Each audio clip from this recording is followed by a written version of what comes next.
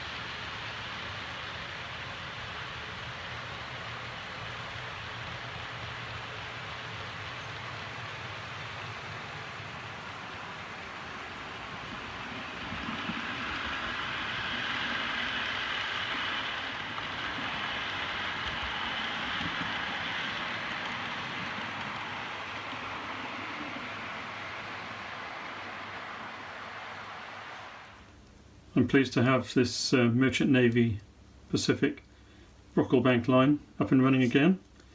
It's come back from Peter's Spares. We have a bit of a problem with getting spare parts, but she's running nicely now.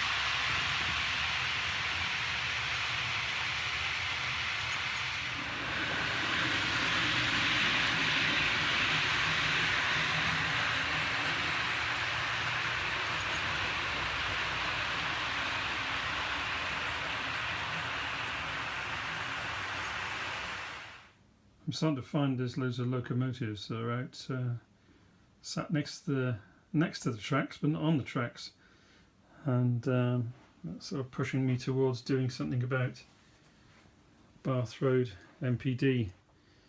I've been setting the tracks out, and I'm going to capture the 3-road servicing shed, which will be in the foreground here behind the famous water tower. That's just an old one that I've got, that water tower there, but I'll try and model the one at Bath Road properly. So there's this 3-road servicing shed here, and then behind that there's the main traction depot with the admin buildings at the back, and then there'll be Bath Road itself running across at an angle across the tracks behind there. I was going to use this Hornby turntable, but I've had a bit of a battle trying to get it to work electrically, that is, and I think I've near enough given up, so I'll probably be using a Helgen turntable there. But I think this will give a good flavour of Bath Road Depot.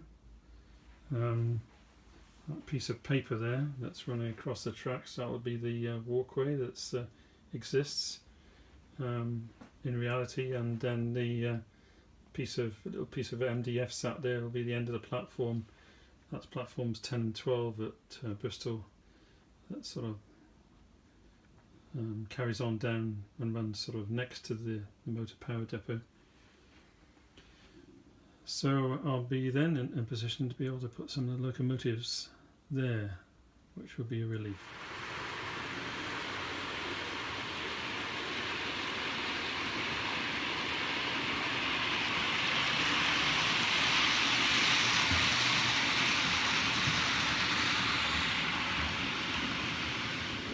So it's goodbye from Western Glory for this month, and hope to be able to bring you some news of some developments on the layout in the next monthly instalment.